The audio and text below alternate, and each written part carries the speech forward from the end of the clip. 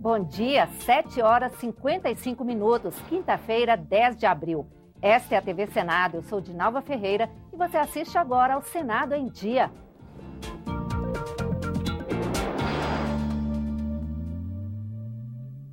A Comissão de Constituição e Justiça decidiu nesta quarta-feira sobre qual dos 2 pedidos de CPI para investigar a Petrobras deve prevalecer no Senado. Foi mais um longo embate. De um lado, a oposição, que quer uma CPI só para investigar a Petrobras. Do outro, o governo, que pretende incluir na mesma CPI investigações sobre os metrôs de São Paulo e do Distrito Federal e o Porto de Suape, em Pernambuco.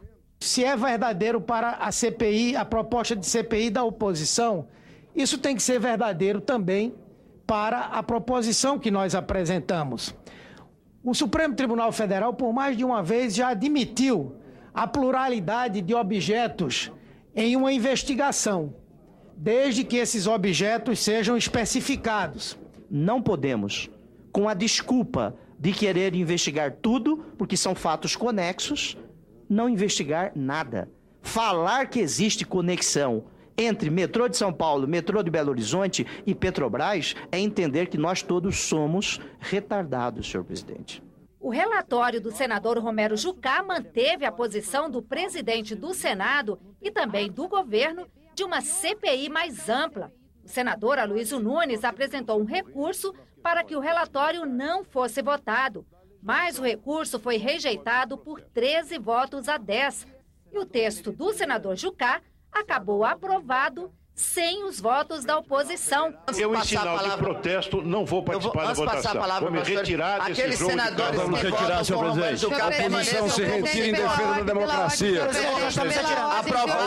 Com a decisão por uma CPI mais ampla, a expectativa da oposição agora é que o Supremo Tribunal Federal conceda uma liminar que permita a instalação de uma CPI só para investigar a Petrobras. Com essa decisão, a meu ver, vergonhosa, respaldada pela maioria governista, comandada pelo Palácio do Planalto, o Congresso Nacional acaba de abdicar, de abrir mão de uma das suas mais relevantes prerrogativas, que é de investigar as ações do Poder Executivo. O que está havendo, na verdade, é uma briga política. A oposição tentando desgastar o governo, o que é legítimo, e o governo querendo abranger uma investigação maior para tentar desgastar a oposição. Na verdade, é um jogo de ano eleitoral, mas o fundamental é que tudo que há denúncia seja investigado. O parecer da CCJ agora será analisado pelo plenário. À espera de uma decisão do Supremo Tribunal Federal, os líderes partidários concordaram em deixar a votação para a semana que vem. Nós preferimos combinar para terça-feira, desde já fica acertado que esse item será um item prioritário da pauta, para, de uma vez por todas, o plenário do Senado decidir o que é que entende dessa questão, que é inédita no Parlamento Nacional. O Congresso quer CPI, não poderia ficar contra a CPI. É se vai haver uma CPI ampla ou não, se vai poder investigar mais do que aquele assunto especificado. É isso que vai ser decidido. Ontem, a senadora Ana Rita, do PT do Espírito Santo, ingressou no Supremo Tribunal Federal com um mandado de segurança para suspender a instalação da CPI da Petrobras. Para a senadora, os fatos listados no requerimento de criação da CPI são genéricos e desconexos. No mandado de segurança, Ana Rita também argumenta que a instalação da CPI colocaria em risco a imagem e o funcionamento da estatal. Outras comissões do Senado se reúnem na manhã desta quinta-feira. A Comissão de Relações Exteriores e Defesa Nacional irá votar indicações de embaixadores para as representações brasileiras em Santa Lúcia, Sudão e nos Emirados Árabes Unidos. A Comissão de Educação, Cultura e Esporte realiza audiência pública para debater a função da biblioteca como centro de gestão do conhecimento e preservação da cultura humana. Audiência pública também na Comissão de Assuntos Sociais, em discussão as políticas públicas de combate à obesidade.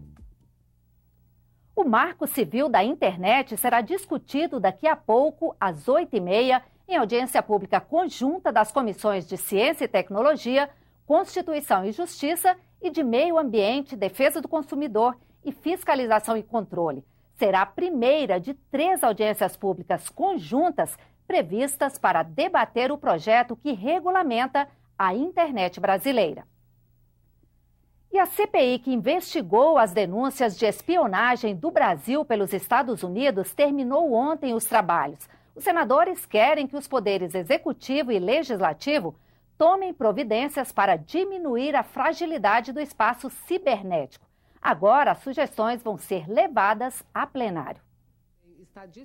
Vai ser difícil nomear os culpados pela espionagem que atingiu empresas e autoridades brasileiras. Depois de 6 meses de trabalho, os senadores da CPI concluíram que a dificuldade em delinear a conduta criminosa supostamente praticada. Mas os parlamentares reconhecem a vulnerabilidade do país. O alvo principal desta comissão parlamentar, ao longo dos últimos 6 meses de trabalho, foi identificar falhas nos sistemas brasileiros de inteligência, contra-inteligência e segurança, nas comunicações eletrônicas, apresentando proposições que pudessem conceber o seu aperfeiçoamento. A CPI faz uma série de recomendações. A publicação da Política Nacional de Inteligência.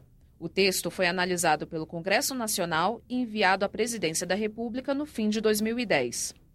A criação de um grupo de trabalho do Executivo para elaborar uma Política Nacional de Segurança Cibernética. Investimento em contra-inteligência. Mais recursos para serviços secretos, aquisição de equipamentos e capacitação de recursos humanos. Maior dotação orçamentária para a BIM e outras organizações responsáveis pelas atividades de inteligência.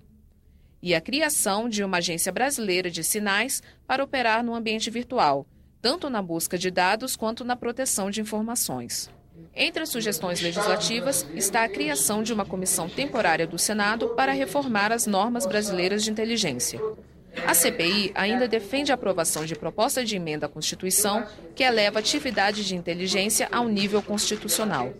E apresenta um projeto de lei que prevê o fornecimento de dados de empresas ou cidadãos brasileiros para autoridade governamental ou tribunal estrangeiros, só depois de autorizado pelo Poder Judiciário do Brasil. A própria CPI do Parlamento Europeu toca muito nesse aspecto, né, que a legislação interna de cada país tem que ser obedecida.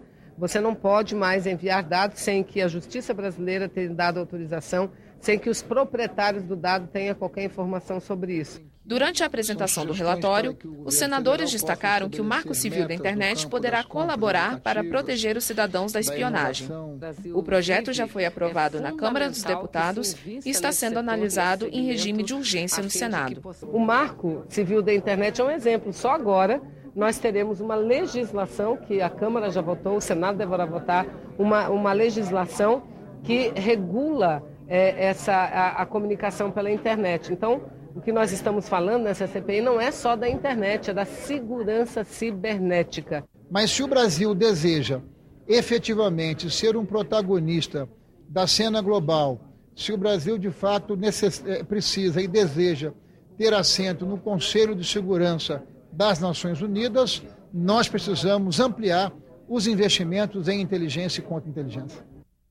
As comissões de Assuntos Econômicos e de Constituição e Justiça aprovaram em reunião conjunta o projeto que altera o indexador das dívidas de estados e municípios.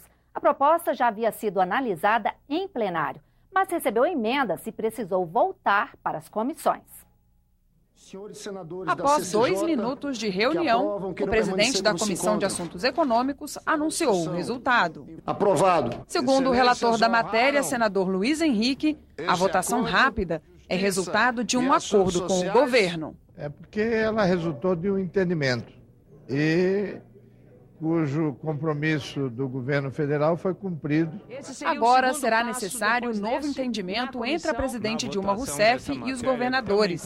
Só então a matéria vai ser analisada em plenário. De acordo com o presidente da Comissão de Constituição e Justiça, senador Vital do Rego, a negociação não envolve mudanças no texto aprovado. Não vai haver dificuldade e eu espero que a votação seja repetida em plenário aquilo que foi consensualizado nas comissões de Assuntos Econômicos e Constituição e Justiça. Senadores, governadores e secretários estaduais de Fazenda comemoraram. O projeto estabelece que a dívida de estados e municípios com a União passará a ser atualizada pelo IPCA mais 4% de juros ao ano, ou pela taxa Selic, o que for menor.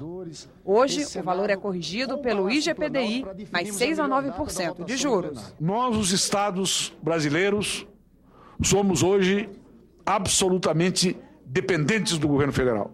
E, consequentemente, os municípios também o são. Acho que o Senado Federal deu agora uma resposta. Isto não vai alterar em nada a rigidez das contas públicas do país. Quero me congratular como catarinense também, com os governadores, com os gaúchos, os colegas, enfim, aqui do Brasil inteiro, os alagoanos, nessa decisão de finalmente nós firmarmos esse pacto que é o melhor para todos nós, para o Brasil.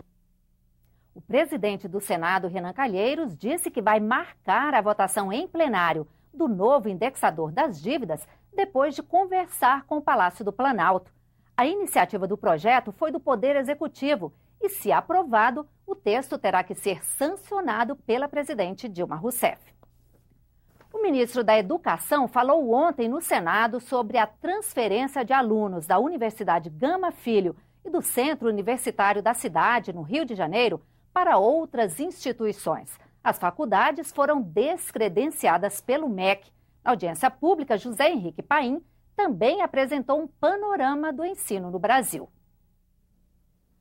O ministro José Henrique Paim reconheceu que há gargalos na educação. O problema começa nas creches. 76,4% das crianças ainda não são atendidas. A desigualdade educacional começa exatamente na educação infantil, porque quem faz a educação infantil tem mais chance de concluir a educação básica, por isso que essa prioridade é importante. O atendimento em escolas de tempo integral cresceu 139% nos últimos 3 anos, mas representa apenas 12% das matrículas. E no ensino médio, considerado pelo governo o grande desafio da educação, o crescimento de matrículas nos últimos 16 anos foi de 144%. Nós temos a maior evasão no ensino médio, a maior reprovação no ensino médio, é onde nós temos os maiores problemas no Brasil. Mas se nós pegarmos de 97 para cá, de 1997 para cá, nós tivemos uma inclusão de quase 5 milhões de alunos no ensino médio. Então, fazer essa inclusão com qualidade é o grande desafio que a gente tem. E nós precisamos avançar mais ainda na inclusão. O MEC também informa a taxa de analfabetismo, 1,9% entre pessoas de 15 a 29 anos, 6,4% entre 30 e 49 anos e 18,3% na faixa etária acima de 50 anos. O Ministério comemora, no entanto, outros resultados: 6 milhões de matrículas na educação profissional e 7 milhões no ensino superior, além de 60 mil bolsas concedidas no programa Ciências Sem Fronteiras. A audiência pública também discutiu a situação de 10.915 alunos prejudicados pelo fechamento das universidades Gama Filho e Universidade. O ministro Paim informou que 90% desses estudantes já foram transferidos para outras instituições. Fizemos com que houvesse um compromisso das instituições que foram vencedoras do edital de transferência assistida, que tipo de compromisso que elas tiveram que assumir, né? As vagas, então, para transferência de todos os estudantes vinculados cursando ou matrículas trancadas, de todos os cursos de ambas as instituições de ensino, né? Tanto da Gama Filho quanto da universidade. A manutenção dos valores de mensalidade, a garantia integral das políticas de desconto, isso foi um aspecto que nós colocamos no edital e que vem sendo cumprido, o aproveitamento 100% das bolsas próprias concedidas pelas instituições descredenciadas, além das bolsas do ProUni e dos contratos do FIES também. Esta ex-estudante da universidade diz que, em alguns casos, alunos veteranos estão sendo matriculados no primeiro período. Vem ocorrendo, eu estava no 6º período, principalmente a odontologia na Veiga de Almeida, estava no 6º período e passa para 1º, 2º, 3º período. O Senado em Dia termina aqui. No decorrer da manhã, você acompanha outras informações nos boletins do Senado Agora.